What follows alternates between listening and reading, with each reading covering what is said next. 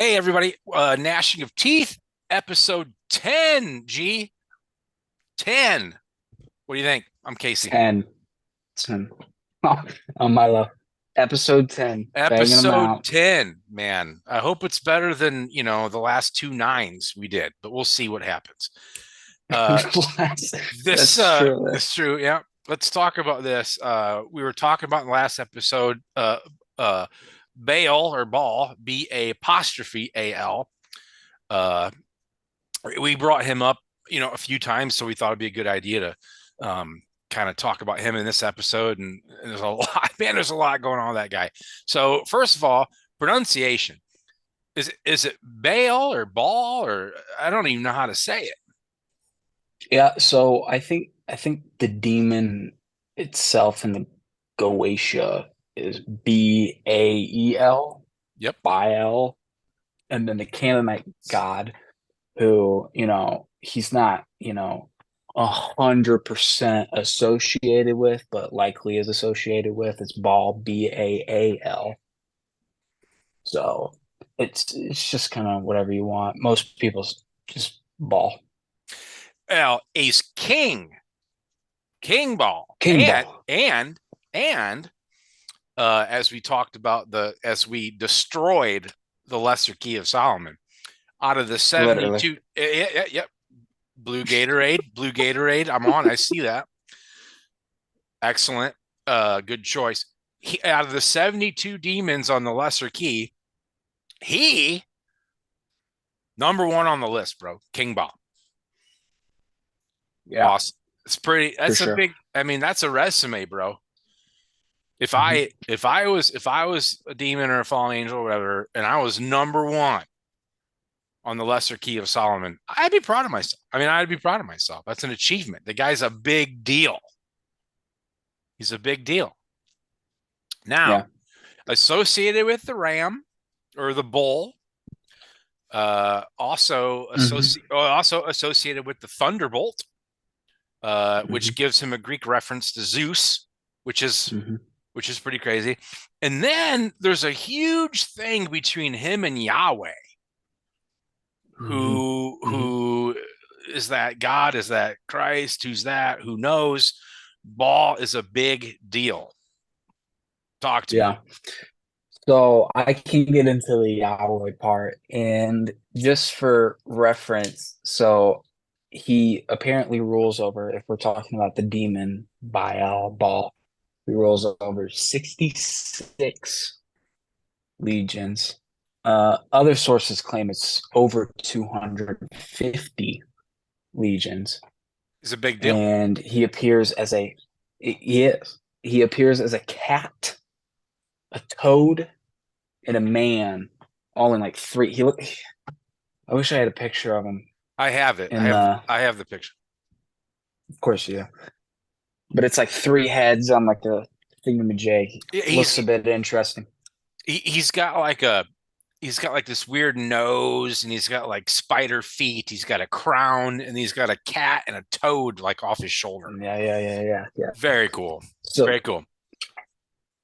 his sigil is relatively simple It looks like looking. it looks like an ant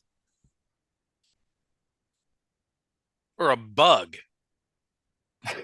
The middle portion does, it does, but without that middle portion, it would look really alike to President Marbus's sigil if you didn't have that middle piece, which looks like a bug. I won't lie on that.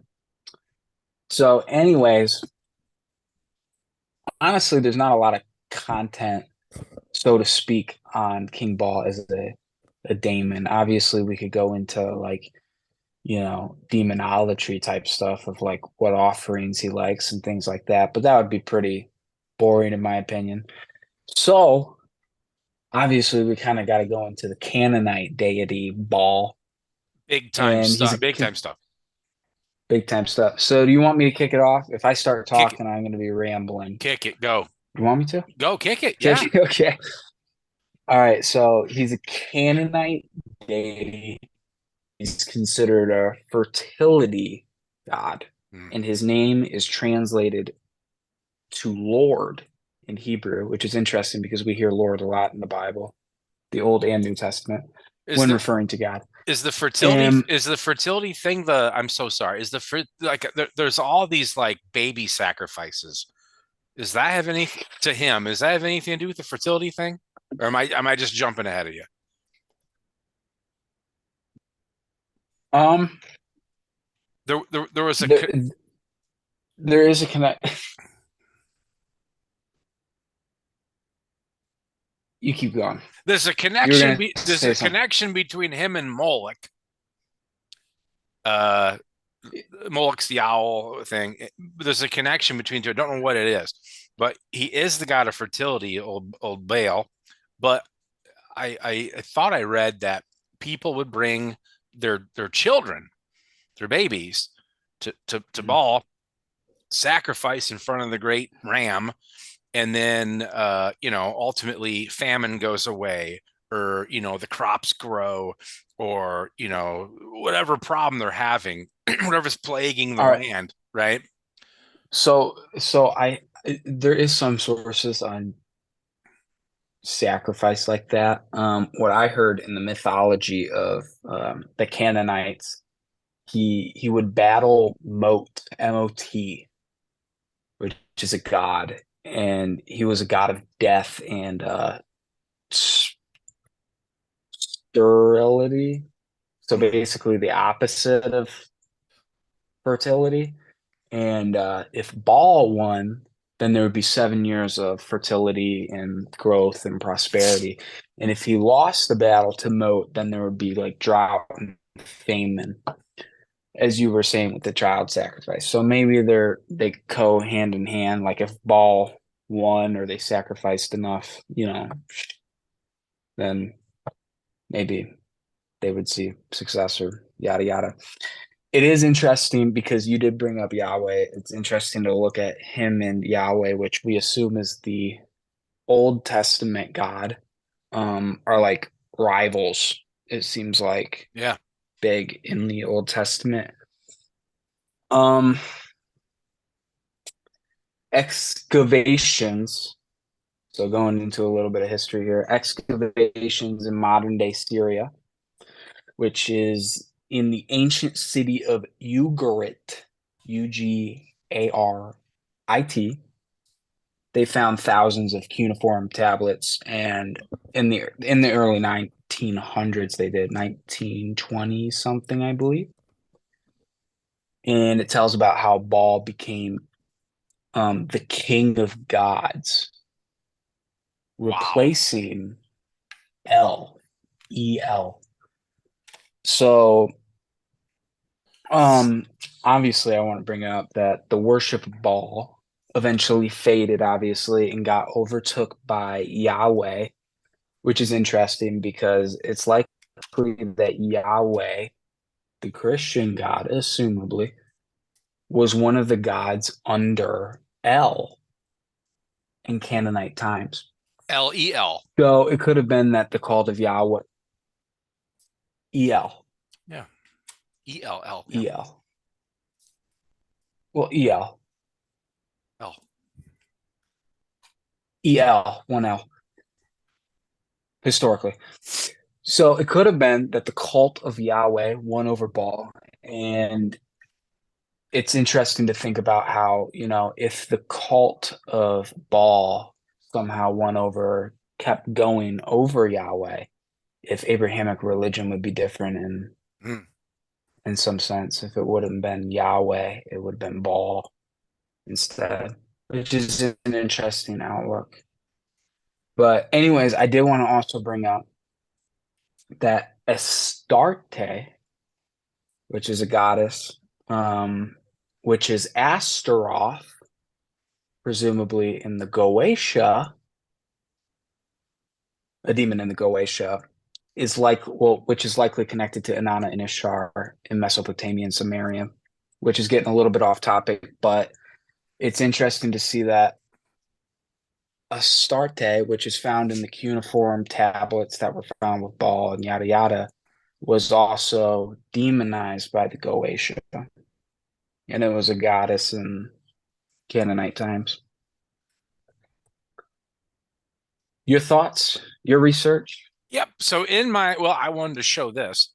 I have a demon tarot deck, and I found Bael's card, and so Fire. I just wanted to show um, the there he is with the spider legs and the crown, and there's the frog and the cat. There he is. Fire. Absolute fire. Yeah, number one in the lesser key. First demon. It's got to mean First something. demon. It's got to mean something. It does.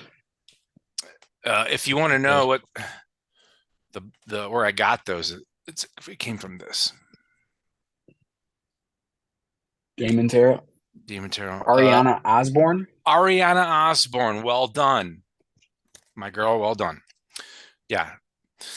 And then it's really cool because it's all the pictures of, like, you get them in the lesser key and all that, and then she has a little description underneath that just kind of says, hey, this guy did this, he did that, he's known for this, known for that, whatever, blah blah blah. Ball. He's a bad dude. I only know kind of I only know what kind of I mean, he was a big deal, and there was a time where he just kind of like vanished. He didn't vanish, but, like, it's no different than like Mithra, Horus, Dionysus, Christ. People come and go, right? And whatever literature keeps him around. So, but there was a moment where dude was big time, and absolutely documented everywhere. He's in the Bible several times, and he's just around, and there's a big mystery around the dude, and that just makes him super interesting to me. There's a lot to talk about with him. I'm not sure what the ram stands for, since he's known to be like spider legs, frog, cat. Not sure where the ram comes in, but there's a lot of like the ram or the bull. I'm so sorry, the bull, because there's idols of a bull that they're saying it's Bael, or the Canaanite deity is the bull, supposedly. Right. Yeah, well, there's pictures of, like, a bull, and then they're every time he's just it's strange that he's known to look like this, but he's represented this way. Right. I don't know. Who knows? But that's all I really know. It's just there's a huge thing with him and Yahweh.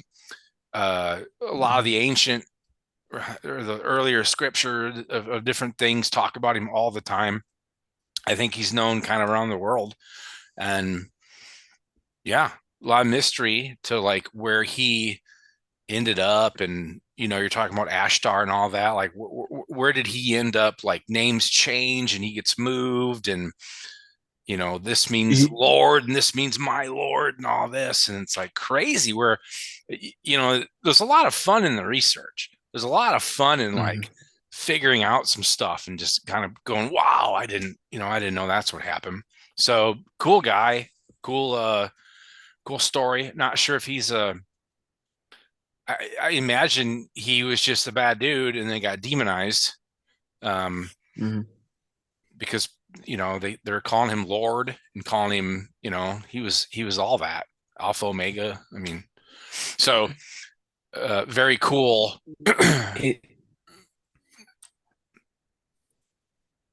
Very cool. Yeah.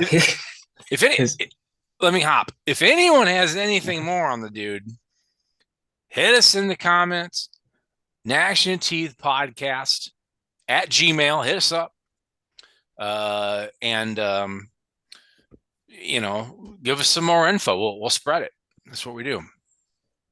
Yeah. So the cult of Baal and the Canaanite, like the religion, I guess you could say, was very, very big in the area at the time. And that's when the cult of Yahweh arose. And we assume that their cults, and the cult of Yahweh obviously overtook false cult in a way. And I think that's largely the reason why he was demonized and why his name is mentioned multiple times in the Bible and why he's kind of got a bad rep in a sense, and why, we call, Christ Lord, and, God in a sense, Lord.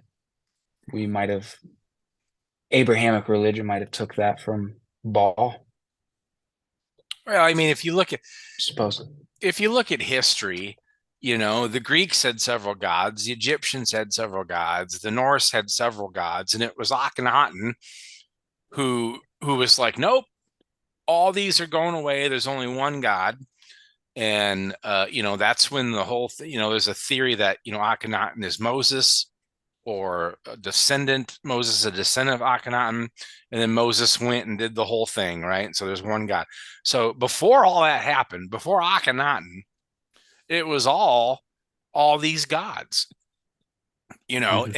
and you would reach out to them however you would, whether it's sacrifice or whatever, and then Akhenaten, I don't know if it's his fault, but he's kind of the start of the whole one God thing that somehow swept the world. And yeah, and so then if you weren't the one God, you were just an angel, or you were demonized. Mhm. I don't think it mattered. I imagine the God in the Old Testament, I believe, is Enlil, but I would think to myself, if the God in the Old Testament had a threat, you would get demonized. But gods didn't do that. Man did. Man, the church demonized. Gods didn't. So, but you know, Baal could have been a bad dude and was a threat, and they're like, nope, don't. He's bad news. He's demon. Demons possess people, and they hide in. Why? Let me ask you this: why does every demon have to be in a basement or a closet? Why is that? And why do they want to go to your kitchen and open up drawers and cupboard doors?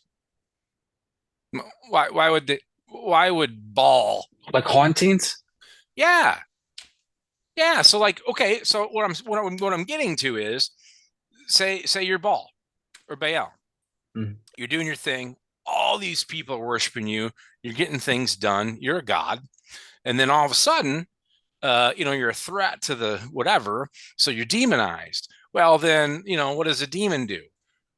These Asmodeus, Lilith, Baal, King Pine, these guys don't have time to be opening and closing like drawers. If you're an Yeah. ain't, the last episode I was talking, you asked me if, like, there's demons and fallen angel. These guys don't have time. So Yeah. I mean, getting demonized, just They, it's a bad rep for these guys, because they've done some stuff, and they should be like known to for what they've done, and instead it's just it's yeah, called a and no go. I think what a lot of people get wrong is that, you a lot of Christians look at, Yahweh, that God is, a lot of them use the term all loving, and he's very wrathful. But at the same time, so is so many other gods, and that's just kind of how they are, and that's how the mythology is surrounding those gods. And it's interesting that you brought up the hauntings, because I agree. I don't think, a Canaanite deity Baal would go around into somebody's house and start slamming some cupboards, start slamming doors. They have better things to do. That could obviously be, something far lesser Exactly. is is a good word. Let me tell everybody the story about my light. So as some of you know, I had moved, and a lot of my stuff was still in Houston. It was getting moved up here, and I've been slowly kind of unwrapping my things.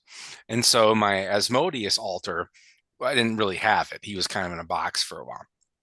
Anyway, so everyone knows about the tattooed room and all that. And so another thing happened. I was talking to Milo about it. I think we were FaceTiming. And this goes back to the whole, like, who has time to do some of the silly things. So I set his altar back up and I lit his candle and I lit the incense and I prayed. I did the N and I thanked him for where I was and what he did for me. And I said, if you're here, like, let me know. And Hmm. it was getting dark. And here I'm in an apartment complex where there's outside lights and lights by the parking. They all kind of light up as soon as it gets like dark. And Hmm. by chance, I walk out at night. And I'm a night guy. I love the night, and so I walk out quite a bit. And my lights flickering, like crazy. And it was right after I asked him if he was here with me. And Hmm. I call him. I think I sent a video to you, and I said, is this coincidence or whatever? And Milo says, hey, Asmodeus is like, one of the kings of hell. Do you really think that he's gonna like flicker a light? Like, he doesn't care about any of that. And so there's a part of you that wants to believe, you know, and there's another part of you that has to have some kind of rationale where you say, the light bulb's going bad, you know, right? And so same thing Yeah. with the haunting thing. Like, really? You're gonna I watched a movie. It was called Hellhole, and it's on Netflix. And it's about a no, it's cool. It's about a commune of monks, and they have staged exorcisms. So basically, they drug the person, so the person's out of their Hmm. mind. And then they Hmm. stand in front of the bed and there's like this lever that makes the bed like move. And then there's like there's a cross they hold up, and if you hit a button, it'll turn on fire, right? And Hmm. there's an investigator who like figures it all out. But what they were actually doing was convincing the church that they were performing exorcisms so the church could get money, and they're actually like doing evil. But it just goes back to the fact that like I know we're talking about Bael, now we're into hauntings and stuff. We're getting a little off track, but like, how much of that is like Hollywood and fake? Because if I watch a scary movie, I hear something in the attic that night every time. And Yeah. if I watch Wizard of Oz, I don't hear nothing. So how Yeah. much of that is placed in there? You know, I don't know. I just think these guys get a bad name.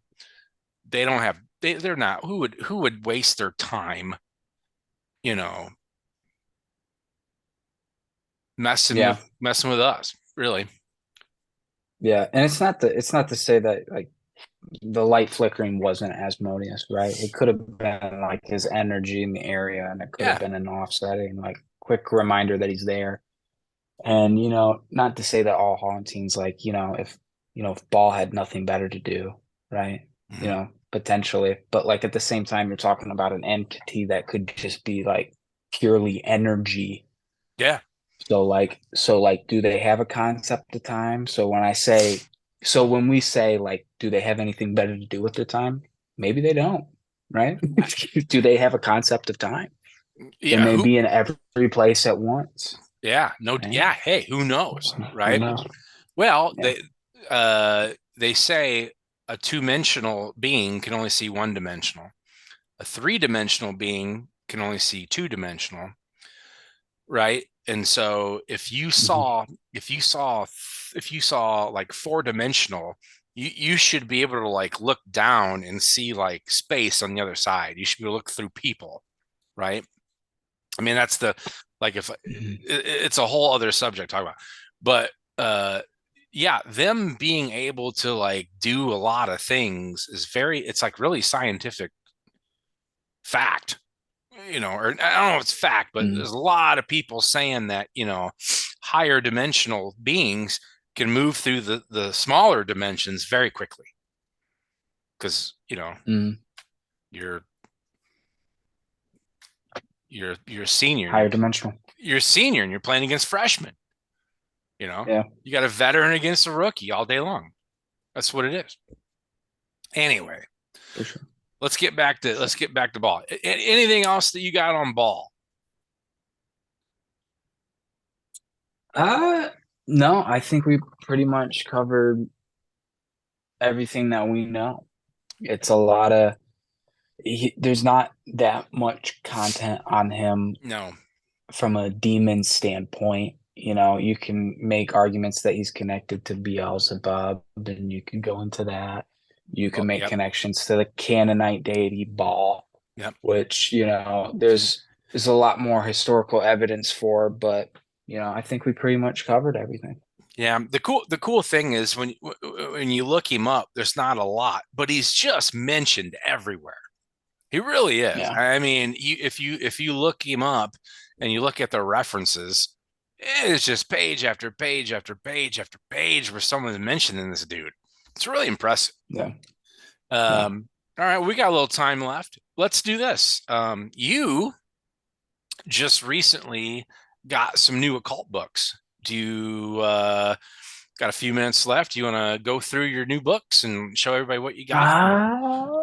Could be Yeah, I can. some future subjects to talk about, maybe. Definitely. I'll link all these books in the description, and I'll kind of go a little bit into each one. The first one is Lioness. The Song of Inanna, I believe, is the title of it. And it's actually like very little. Here, so let me show you. So that is Sumerian. And inside of it is a little booklet. Very cool. And it's basically hymns to Inanna, the goddess, in Sumerian and Mesopotamian religion. It's great. So that's by Samuel L. David, the same person that wrote Rod and Ring. Yes. So I had to pick it up, obviously. Rod and Ring's one of your favorites. And this is on Anathema Publishing, which I'll link, obviously. Kurukulla, which is this yellow book right there. That is cool looking, yes. So this is, and I'm going to read a quote off of the actual site. So in Kurukulla, goddess of bewitchment, a devotional path to the red enchantress of, I'm going to butcher this, but Udiana, author Veronica Rivas combines academic research with personal experience to offer a theoretical, practical study of Kurukulla, the goddess in Hinduism related to desire, lust, magic, and witchcraft. And as somebody into the divine feminine, I obviously had to pick it up. This is on Anathema Publishing as well. I'll link, obviously. Yep, nice work. Nice work. Next up, we only got 3 more, trust me. Serpent Ikons with a K. That's great art. That looks like an Andrew Trumbull stuff, doesn't it? That art. That's great. Yeah. That's great. So this is kind of interesting. It comes with a tarot deck. It's on Anathema Publishing, and I'll also read an excerpt straight from the site. The Serpent Ikons is a card deck, philosophical commentary, and grimoire combining at the very heart of its creation primal art, writing and magical practice forged in the fire of passion for the mysteries. The Serpent Ikons are an oblation to the self and its daemon in the most sacred of experiences. One's life as a deliberate initiatory journey fashioned by the creativity and will of the magician. Wow. And the art is pretty beautiful on the cards. I don't have the cards over here. It's all good. I don't have the cards. Well, we'll do it for another episode, but the cards are beautiful. They're the most beautiful tarot cards you've ever seen. Yeah, it's really well done. Yeah, nice work. So the next 2, I know we're running out of time, are both from Theon Publishing, which I'll also link. First one, they're in like this wrap. I haven't unwrapped them, but Ferocious, Oh, that's great. which is, let me read it, a folk tantric manual on the Sapta Matrika cult. Wow. So so I have to read an excerpt, just a little excerpt here, because it's Do it. something I'm not familiar with, but I obviously had to pick it up because it's also divine feminine-ish, and I'm starting to get into tantric, but that's a whole nother episode. The transgressive cultists of the wild, bloodthirsty, and demon-slaying Matrikas, also known as Little Mothers, is amongst the most fascinating but least treated areas of South Asian spirituality and magic, exploring the rich history of the Matrika cult as well as the tantric background in which it has survived. Ferocious, the book, takes the reader deep into the initiatic terrain. The goddesses are examined as a group, followed by chapters for each individual matrika, so on and so forth. So last but not least, Very cool, man. which You is I you you've picked out some good ones. I'm so excited for you to read these and tell us all about them. I really am. yeah, the next one is on its third edition. It's highly, should I say, sought after? Possibly. The first and second edition sold out, and it's on its third edition. It's The Cult of the Black Cube, which is a, Hold it. Just a hold it. Saturnian. Let me just look at it. It's a Saturn cult thing. Saturnian. That is Saturnian Grimoire. wow. It's wild. Okay, cool.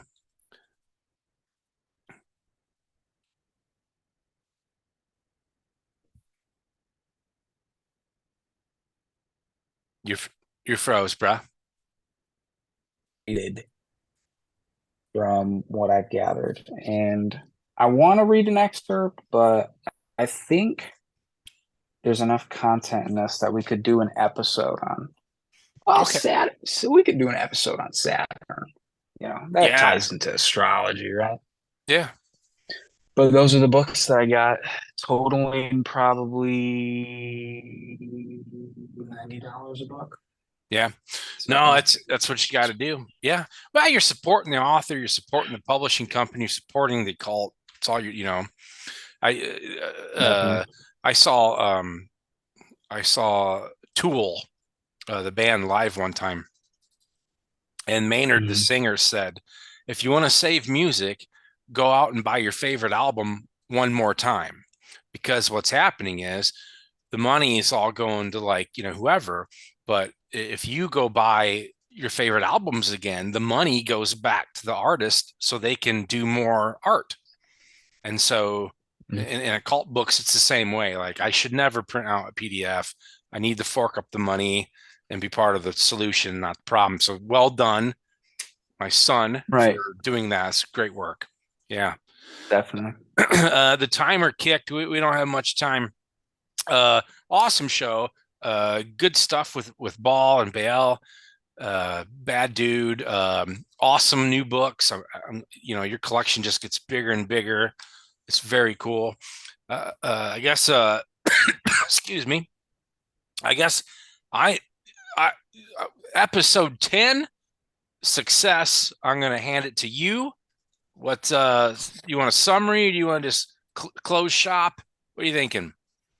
10 is definitely better than number 9, Mm-hmm. and it's only going to get better. And yeah, I'm excited for the weekend. Good for you. What are you So, doing? What are you doing? Anything? no, and that's the best part. I'll probably start reading some of these books. I'm telling you, sometimes the best time is to just not do nothing.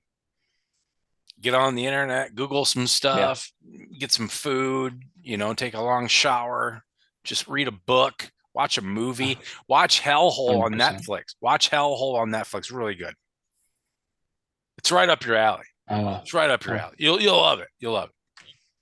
You'll love it. Before we go, by the way, in filler, I think I'm up 30 to like 16 on you right now. Just saying. All right, everybody. iMessage games. On iMessage games, you're You are. getting destroyed. You're getting You destroyed are. right now. I've won like 10 in a row. You're in a slump. All right. So hit us up in the comments. If you got anything on this one, Gnashing of Teeth podcast, Gmail, hit us. And then once we accumulate enough for a show, we'll go through those. And I appreciate everybody's support. Like, subscribe, and we'll keep going. All right. All right. You good, G? I'm good. Awesome. Have a good night. You too, buddy. Laters.